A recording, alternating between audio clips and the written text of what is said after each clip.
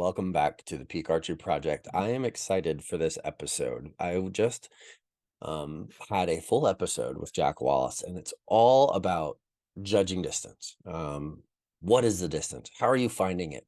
What are you doing to prepare for your next tournament to be better at judging distance than you were the last one or the season before?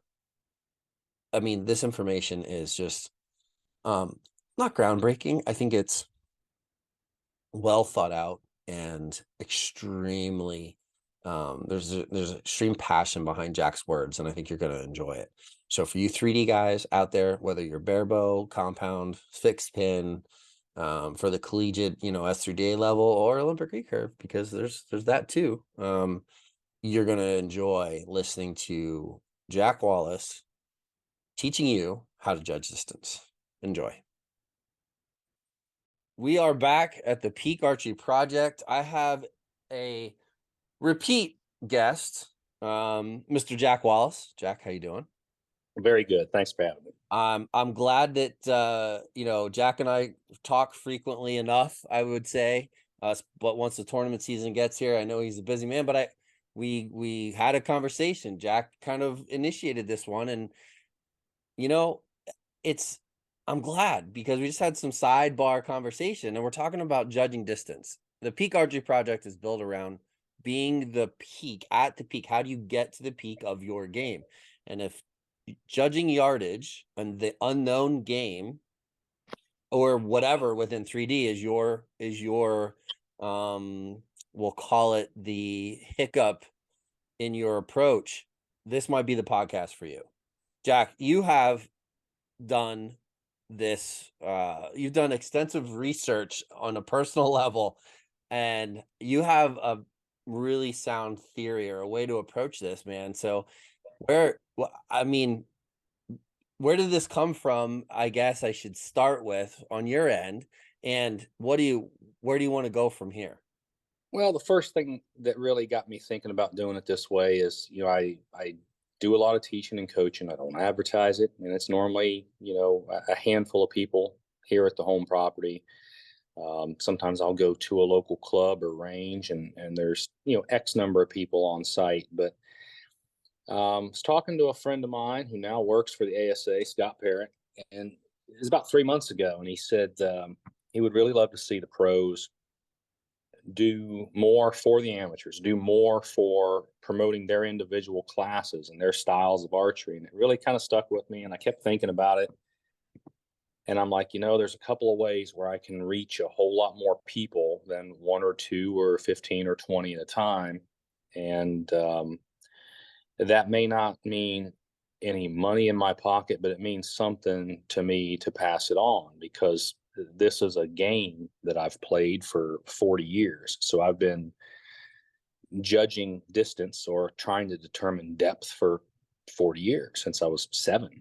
So I think there's a lot of mystery around it, and I would like to try to remove some of that, simplify some of it, and go through it kind of like I would if I was a seminar with one person, or a group of 20, just to kind of blaze through it, use a few stories, a few examples along the way, and then hopefully there's something that someone picks up that might really help them out. And this is for professional shooters, this is for amateur shooters, and this is definitely for known distance shooters, because like I told you earlier, I believe in my heart 50% of the known distance pros out there, they know their bow so well and they shoot so well. If they had a little bit of this knowledge, they could attack the unknown yardage game, pick it apart like a golf course, and I would bet 50% of them would score higher or place higher in tournaments than maybe what they're doing right now. And that's because, in my opinion, 3D archery it's a game, but it's a discipline, like a golf or a martial art. And I know we've got a lot of styles of archery. You got golf, you got long drive, you got putt. They're Right. all balls in the stick, but they're different. And I guess one thing about 3D is it's where Unknown yardage is where it began. I Right. believe it was Bruce Cole that once said that the difference between 3D archery and field archery is 3D archery is unknown yardage. Now I know some of that's changing, and that's fine.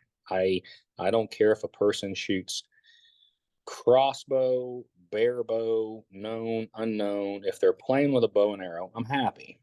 Um, and I'll use barebow as an example. You're Yeah, I'm a bear. so heavily involved with that. Yep. Barebow's a great example. It may not be maybe the biggest class at the tournaments, but it's not going anywhere. It's growing, Mhm. and I would love to see people kind of look at 3D unknown yardage more like a game, because I mean that's what it is. It's not a round. If we go shoot a 60 spot indoor round, that's a round. Right, If right, we go right. shoot a field game, that's a round. I mean, there's a measure of perfection that you're expected to attain. We know what you need. But in 3D, you're playing the course, you're playing your strengths and your weaknesses. And Sure. at the end of the day, you're trying to compare your score with someone else's score. So I guess if you want, Yeah, man, let's get I into can it. jump into it. Let's talk. Well, I'm anxious. I'm anxious to learn as well. I mean, I'm on a little bit of a hiatus from shooting right now from some procedures I had. I'm not allowed to shoot for a couple more weeks, but I'm gonna actually shoot some compound coming out of the gates here with my wife and my son. So I'm gonna apply some of this shooting compound. So I want to know the details, and I'm gonna put it to the test. well, I think you'll be surprised. One of the first things I would tell people is the great thing about unknown 3D is two wrongs can make a right. Sure. That's a good thing. There's nothing wrong with that. That's part of the game. Two wrongs can make a right. That's why it's so attractive to everyone. I would tell people if you're going to play unknown 3D, you need to know yardage before you guess yardage. What I mean by that is it's no difference than a math problem. We need to know what the letters and the symbols mean before we can break the math problem down. So don't just buy a rangefinder and aimlessly wander around the woods, clicking trees and rocks and sticks and trying to learn yardage. I would tell you to lay something out. I don't care if it's in your yard, if it's in a field, if it's a local club, whatever. Lay out something of known distance. So when I was a kid, we had a brick in the ground, a colored brick every 5 yards. So I could see that brick and I could start seeing and understanding ground yardage, distance to the target. Now, for many, many, many years, I owned zero 3D targets. We had a homemade multi-layer foam target. And then eventually I got a bag target. And eventually I got one deer. That deer sat beside that bag target at 40 yards, studied it all the time. And I would look at the bricks in the ground leading out to the deer and the bag. And I would try to envision that and burn it into my mind as a version of depth. I Mm. wasn't trying to memorize, you know, necessarily features of the animals or sizes this that. I was trying to learn to perceive depth. And obviously there's a lot of tricks, with your eyes get tricked very easy, whether it's lighting or whether it's tunnels or you're trying to judge over a canyon or ravine. Um, but with a little bit of practice and the right kind of note keeping, which probably come near the end, you'll excel faster than you expect. But one of my biggest things I would teach is know yardage before you guess it. So you can do that with anything simple.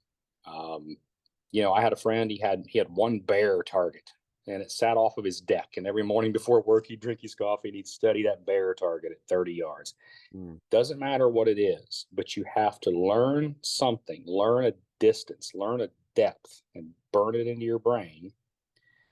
And that's going to help you a lot.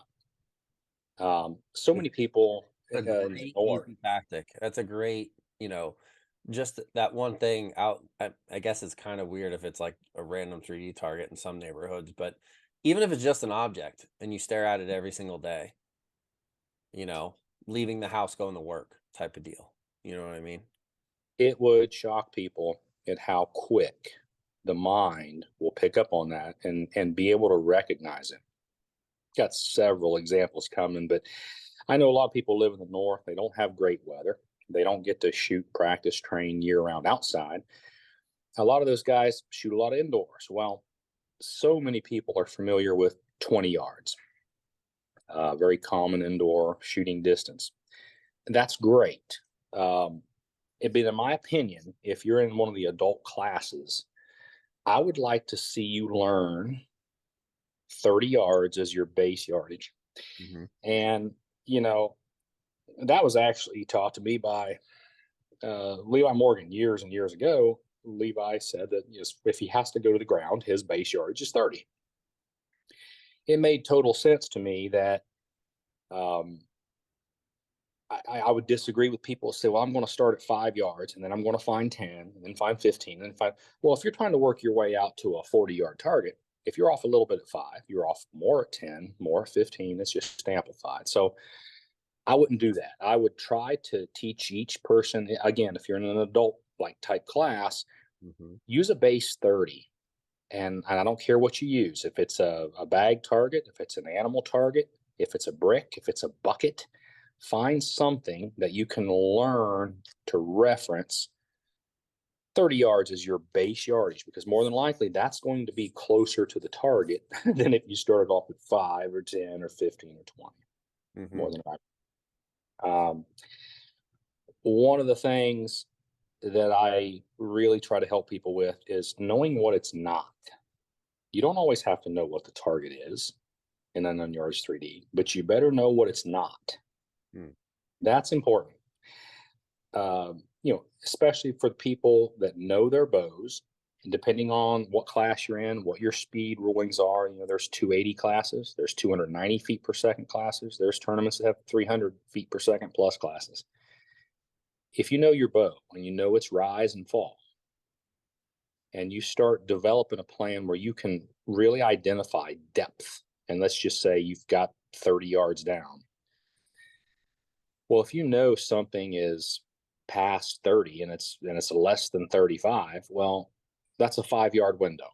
Right. And if you're shooting 280 feet per second plus, you're looking at about an inch per yard. Well, already on a standard Mackenzie target, you wouldn't miss the 10 ring. If you split the difference and put it in dead center of the 10 ring, you would either miss no worse than 2.5 tall, 2.5 short. You'd be in the 10 ring no matter what. But a lot of times, people aren't playing the game quite that way. They are, as far as their game plan, their strategy, it it never really comes in to play for them like that. And I'll break some of that down here more in a little bit. When I first had some examples of how to teach and how to show people how strong their mind was and how they could recollect, some of it was on accident. I said for years I only had a bag target, and then eventually I had a deer target. Well, me and Dad would practice together a lot, normally shooting 40 yards. What we would do is one of us would shoot 40. We'd shoot our groups at 40 at the bag and the deer. One of us would go pull. And if it was me, I would practice stepping exactly 40 yards to the target. And I would turn around, I'd look back at Dad for a second. I'd just see him at 40 yards. I'd pull the arrows, I'd come back. The next round, Dad would go pull, and he would step exactly 40 yards to the target. I would watch him, I'd study him while he was down there, what the image of him looked like while he was down there.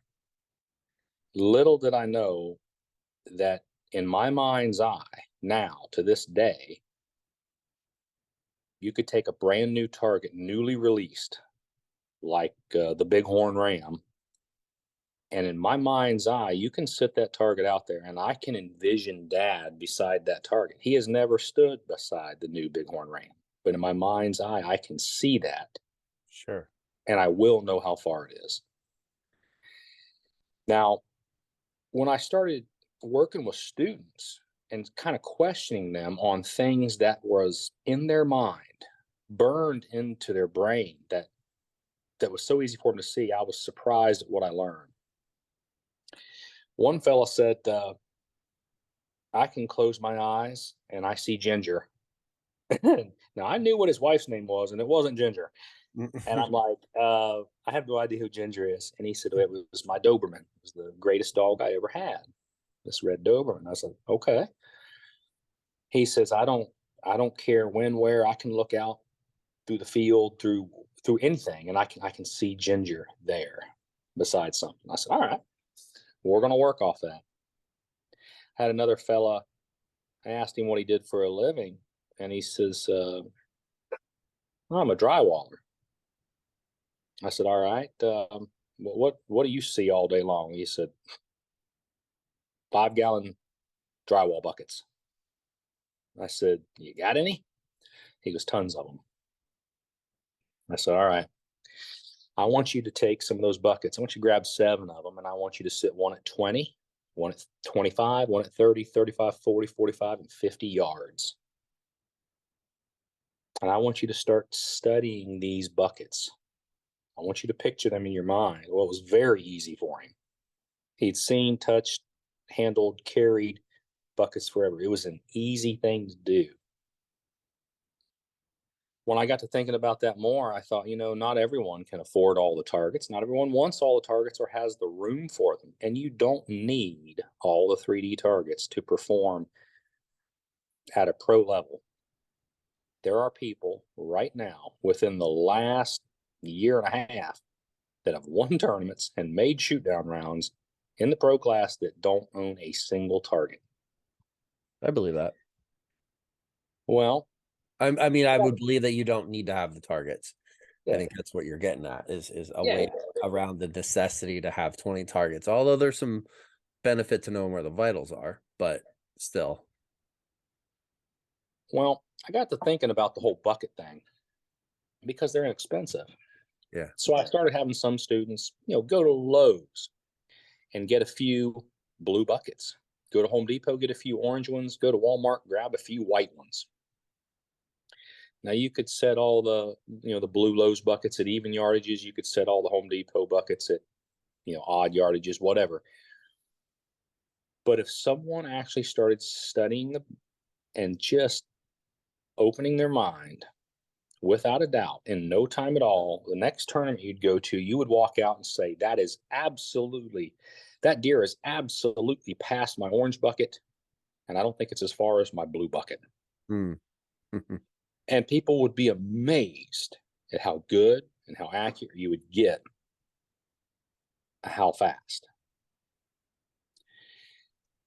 Now, there's things to breaking down what's next. I mean, once you've determined the distance, this is what scares everybody. They think it's all the yardage. That is only a teeny tiny piece of it. The other major things that come into play are, where are you going to aim and what are you going to set your sight for? Just because you believe the target to be 41 yards does not necessarily mean you set your sight on 41 yards. That would depend on where you're going to aim. And one other thing that no one takes into account, your group size. What is your average group at the distance that you're about to fire? You see, some people may shoot a 1-inch group at 20 yards. They may shoot a 2-inch group at 50 yards. Doesn't matter. But you need to know what you can do. Your average day in, day out, standing at your local club, range, at your house, whatever. What is your average? Because that's what you should bank on. Don't just assume you're going to shoot the one single greatest shot you've ever shot. It's going to hit a nail head on the end. When you're playing an unknown distance game, you need to take into account your averages. You got to know your limitations, and you got to play those rules, those laws of average. You got to think about it like you're playing blackjack. There's rules to blackjack. If you follow them, you might do all right. Probably won't lose your butt. You may not come out a king, but you probably won't lose your butt if you follow the rules. It's kind of the same way with the unknown distance game, judging the distance.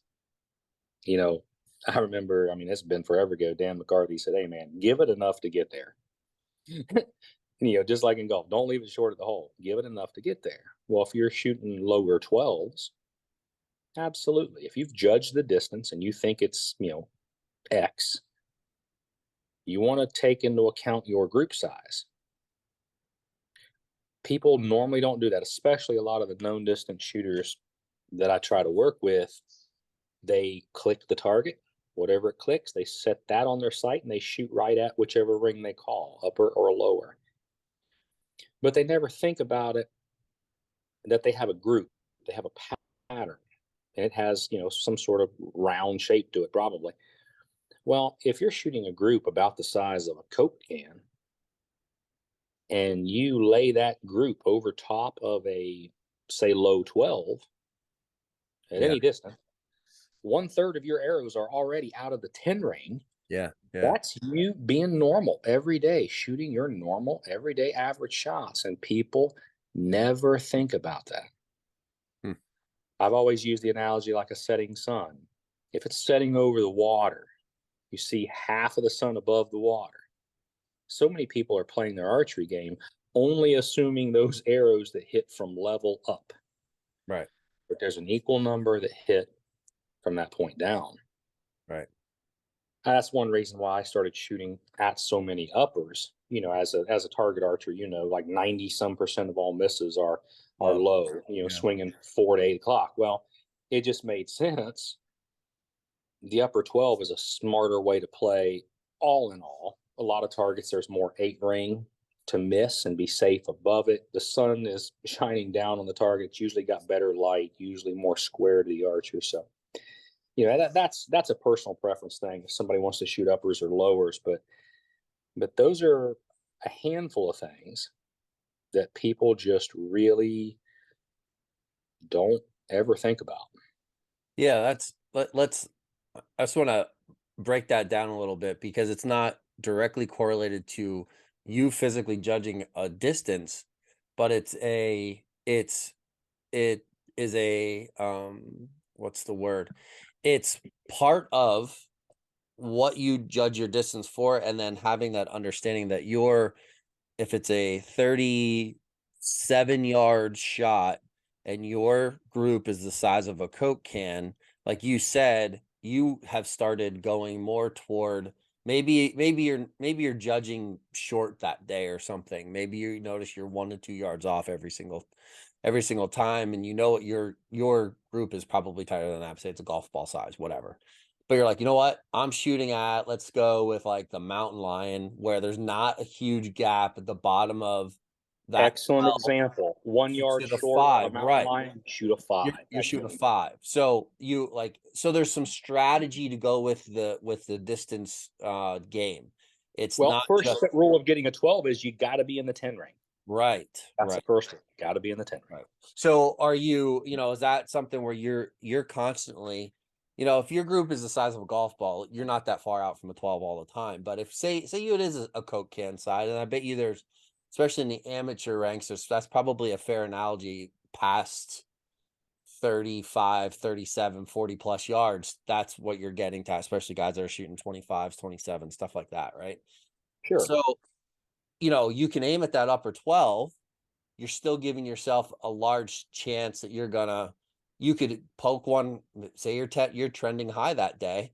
You could still miss high 8, maybe even a 5, or you could aim, north of the bottom 12 and count on that if you are going to go low and you're going that low day, you can drop into the 12, or at least you're solid 10. Like, is that kind of like, is that the kind of stuff That's that you're really close. One thing I would tell people that a lot of folks never catch is right before you set your sight. Like you get 2 minutes to shoot the arrow. right? If you're a first shooter, if you walk up there, I like to spend the first minute and a half figuring out how far the target is. I can shoot it really fast, but I need to make sure when I reach up to set my sight that I have confidence so that I can execute a good shot. So one of the things I do is let's figure out this depth first. Okay. Let's try to remember what our tendencies are on this target. Which with your note taken, we'll get to that later. That it'll give you some hints as to what your tendency is. But when I reach up to set the sight, I need to look at that target and say, all right, what do I see? What what can I see? What am I going to see through my scope? Because that's what I'm aiming at. Whatever I'm looking at, if I'm looking at it, I'm staring at it, that's what I'm aiming at. So that might be a knock, it might be a vein, might be a muscle, might be a tear in the target or a hole. But you need to know what that is, because if you already know your attention's going to get drawn to that, that's what you're going to get locked on. That's where you're aiming. All right, now where is that of the kill that I'm calling, whether it be upper or lower? Once I know that, then I dial the sight. So as an example, if we took that mountain lion you were talking about, or our modern black panther we shoot at the ASA, if I Yeah. walk up to that and I think he's 36 yards, well, if I'm on side of a hill, maybe it's London, Kentucky, and I'm looking and he's downhill and I'm on the side of this bank, I'm like, well, it's not my greatest footing. I'm not going to shoot my tightest group here. Yeah. Lighting's not wonderful. I think he's 36. What is my smartest bet? My smartest bet might be to call upper and cut my sight to 35 to ensure that my entire Coke can is in the 10 ring. And what I tell people is hit your aiming spot or control the direction of the miss. Don't ever fire an arrow and then look and wonder, did you miss high or low? Hmm. Either hit it or control the direction of the miss. So if you're calling upper, hit it, or make sure you've kept your arrow downward in the 10 ring. If you call lower, make sure you hit it, or you have gave him enough yardage to get up into the 10 ring and keep double digits. You haven't lost anything. First rule of getting that 12 is you got to be in the 10. Yeah, that's a great point.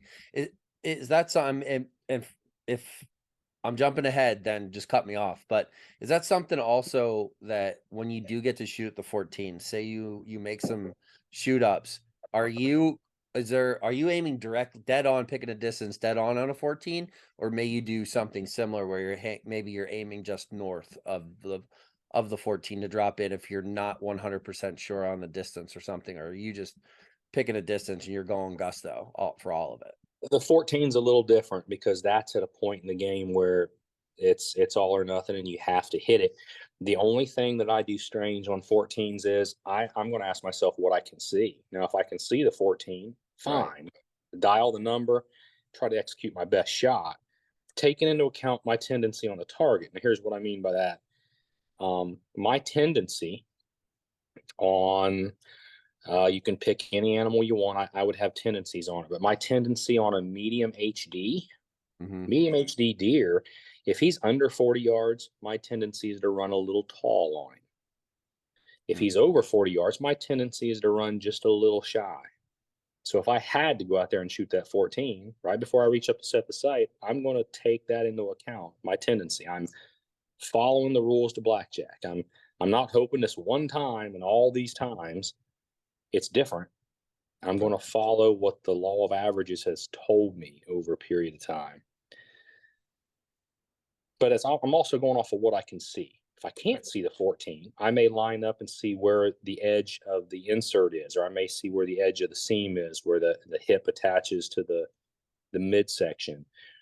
You may have to end up slightly quadrant shooting, but That at might the be end of another the podcast. day, at the end of the day, we all point at what we can see, and we Sure. we stare at what we can see. Well, that's aiming. Staring is aiming. Yeah. Okay. Well, yeah, I railroaded that the judging distance conversation a little bit, but I guess it's all relatable. But let's get back on the steps of learning to judge distance and those accomplishing that in that direction. Let's try to get back on. Well, one of my favorite game plans. I had known of it. A great friend of mine, a senior pro, used it for many years, and I teased him about it. But I really saw how effective it was some years ago. It was, I believe, 2014, and a young fella, his dad, sister came for lessons, and the kid said that he wanted to podium at the ASA World Classic. I said, "All right, well, what kind of score would that take?" And he tells me, and we talk for a little bit, and I'm like, "All right, well." I'm going to just kind of walk with you, and we'll all go out in the range, and I'll just shadow you in. And you do your thing. I'll watch, and just everything you're doing, say it out loud. Anything in your mind, say it out loud, and then we'll go from there." He said, "Okay." We walked up to a black bear. He lowered his head, took a breath, and he looked up and he went 30 yards. He reached up and he starts moving his sight. And I'm like, "Hey, psst, what are you doing?" He goes, "Oh, I'm setting my sight." I said, "What are you setting it on?" He said, 30 yards. I said, "Okay. Where are you going to aim?" He goes, "At the 12." I said, "All right." I looked down at this black bear and I said, "That thing's all of 34 yards." Well, the fellow draws back and he shoots, and he was 4 yards short. That was a five. And I said, "Is that how you normally do it? You just walk up, and the number you see, that's what you see, and then you just set your sight on that number, and then you shoot right at it." He goes, "Yep." I said, "All right." I said, "If you don't mind, I'd like you to try something." It's okay. I said, "What we're going to do is on these next targets, we're going to walk up, and I just want you to tell me what you think the number is." He goes, "Okay." So we did. We walked up to another target, and he told me the number. Now, this fella is a low 12 shooter. That's all he shoots. And I said, "All right. Now you gave me a number. Could he be 1 yard farther than that? I mean, is there any way in this world that a rangefinder would say he would click 1 yard farther than that?" He goes, "Yeah, I guess he could." I said, "All right. Could he click 1 yard farther than that?" And he goes, "Nah, I don't think so." I said, "All right. So now we've got the highest number you think he could click on a rangefinder." I said, "About how big is your group at that distance?" And he held up his hands, and they were about, I don't know, tighter than a tennis ball, a little bigger than a golf ball. I said, "All right. Now we need to make sure your whole group is in the 10 ring. You're comfortable aiming at the 12, is that right?" He said, "Yep. I like aiming at the 12." I said, "All right. You can always aim at the 12 then. But see, your group is this big. We cut your group in half. That means half of your group is below where you're aiming. You need to give that target at least another half yard, if not a yard, to ensure that every arrow you fire day in and day out is inside that 10 ring. Do you understand?" He said, "Yeah." In the next 11 targets, he shot 8 12s and 3 10s. Never left the 10 ring. He did go on to win. All right, I'm sorry, he didn't win. He did podium at the Classic, though. He did podium at the Classic. He went into Open C when he was old enough. He won out of Men's Open C, won out of Open B, Open A, won out of Semi Pro. He turned pro and he won Rookie of the Year. He shoots against me now at every tournament. Hmm. And I'm very, very proud of Sam Smith. So, Sam, if you're listening or hear this, I'm proud of you. So, most people don't look at the targets that way. They believe, well, if the target clicks this on a rangefinder, that's what I must set the sight on, and then I must aim here, and then that's how the arrow gets there. That is not the case. And it's very easy to point out to a target archer who just stares, aims, works their release, works their shot. And they've probably seen their pin float. They've probably had shots break where the pin wasn't dead on the X. They've hit it anyway. This is similar. Interesting. Yeah, definitely. This is definitely some details that you don't hear openly discussed very often. And it's No, and probably, I think it needs to be out there because I don't I consider it a agree. secret. It's just what you learn. So why not? There's times when you can tell somebody something in 10 or 15 minutes and you can save them 2 years of wasted time. And I'm Yeah. hoping that's something we can help accomplish Well, I today. think it's not just that, Jack. I think it's you're taking some mentorship, coaching sort of steps in your life, and there's a lot of coaches and parents out there that are helping their children or helping kids or S3DA kids or up and coming competitors or competitors coming from the target side dabbling in 3D because let's face it, there's some money there to be won. Not a ton, but there is some. At least help, get you from tournament to tournament. And there's a lot of those people. This stuff isn't taught in a coaching certification. You don't No. learn it unless you do it. And I think it at least if nothing else, somebody hears the podcast, hears the discussion, and is able to say, "Hey, Jack, I heard the episode on peak about judging distance and, hey, I got a question about this part that you talked about or something, then it at least opens the dialogue to say, hey, let's not just cookie cutter teach kids how to shoot. There's more to this game than what you're being taught and what's being made available, and put it out there. So I definitely commend you for that. I like how you said that, because when it comes to the target shooting, some people have a bit of a natural ability. Maybe they can be very calm. Maybe they're very much a type, I don't know, B personality, or there's just things that might help them a little bit in that game. One thing I love about 3D is it's 100% learned. There is no God given requirement. You learn every bit of it. Right. And what may be a strong suit for you may not be strong for somebody else. And maybe one of their strong suits is not your best. But the thing about Unknown Yardage 3D is you don't have to be the best shooter. You don't have to be the best yardage judger. You don't have to be the best at game plan and strategy. But when you put it all together, those pieces can make for something very, very special. And I'll give a couple other last little minute things here of helping people look at their scores differently and look at how to break things down maybe a little differently. And I think this will help some folks. Okay. They've probably seen pros maybe start walking the range a little bit before the shotgun goes off and we're allowed to start. Hmm. Now, this is what I'd tell people. If you want to do that, maybe this is what you could pick up on. You might notice that the course is, abnormally long today. Well, if it is, you might play a little safer and a little smarter. If it's already a tough long range, think about that. You might walk the range and see that there's three abnormally short targets that you think, man, I can hit them easy. Well, if that's three targets, that's 6 points. That's six up. If you know that's coming, don't risk a leadoff shot on a long, dark, quartered target in the wind if you know three of these, more hittable targets are coming. That's just some things about game plan and common sense, and to give you a little idea and a little piece.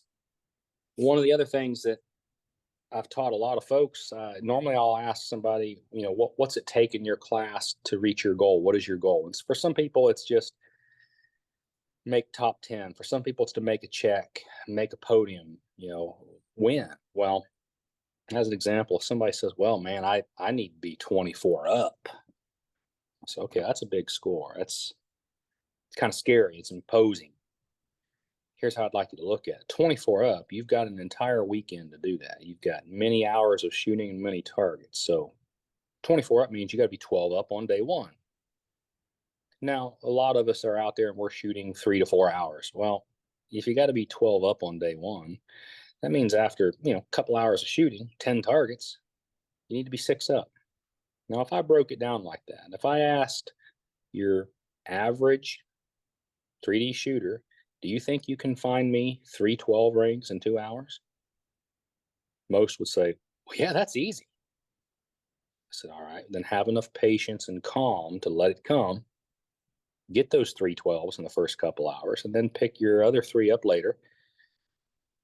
Well, now that's 612s. You're 12 up on day one. You're 12 up on day two. You're 24 up going into the pro shoot down round with a chance to win. And a lot of people never break it down that way to look at it. Hmm. I like it. It's good stuff. Well, man, that's some of the general stuff that I run through. And of course, in a lesson format, we might be out on the range. We work a lot of targets, and we might study things like what the eye picks up on, cores, where you're going to aim, where you're going to reference off of, um, how to pick your best aiming spot, and which ones might be better to shoot upper on, which ones might be better to shoot lower. And all that's just learned. Where you learn that is the last little secret I can give today, and that's through your notes. And almost anybody that's seen me on a practice range sees me writing in these little teeny tiny journals, these little moleskin books. Mhm. They're just little tiny things that'll fit in your pocket real easy. Um, I would tell someone how I would record your notes, because these notes are what's going to help you just immensely. And I guarantee if you do it this way in 2 weeks, you'll see yourself be better. When I start to set up my notebook, I'm going to write where I'm at, what style of game I'm playing. I might write something like target one, um, links, and I'm going to write down the arrow I fired at. So I may have fired arrow number 9. Now, when I set up my shot, I determine the distance that I think it is. I'm trying to figure out that depth. And then I'm going to decide what my normal tendency is on the target. And for me, the links, my normal tendency is to run about a yard tall. I want to build all that into the sight. I want to try to ensure that my group stays in the 10 ring. I want to hit my goal aiming spot or control the direction of miss toward the center of the 10. When I fire the arrow, I want to pick up a rangefinder and I want to zap the target. I will record what the target actually ranged. So maybe I write down target 1, arrow number 9, shot at the links, and what it actually clicked was 41 yards. Now, off to the side, I'm going to write plus or minus how much I missed it by. So if I was 1 yard short, I would write -1. I don't want to write the physical number that I shot it for, because when you go back through your notes and you go back through your journals and you study to figure out your tendencies, you'll see that target written and you'll see the number it actually clicked. And in your mind's eye, that is what you'll see. That is what you'll remember. That's the image you'll have, the correct number. Beyond that, I'm going to write the score. So I might write 10. I'll maybe draw a little circle, and that little circle represents the 10 ring, and I'll put a little dot where my arrow is. Now, what does this type of note keeping do for me? It tells me if I've got a problem with particular targets. I may find out I'm always a yard off on the links. Hmm. It'll tell me if I've got problems with targets over 45 yards, seems to be my weakness, or exact opposite. Maybe all my problems are targets under 30 because I'm not working them enough. It may tell me I got issues with dark colored targets. They're tricking my eyes. I'm overshooting all the dark colored targets. At the same time, this type of note keeping culls all my arrows. I'm checking all my arrows and I'm getting a record of every arrow shot, where it impacts.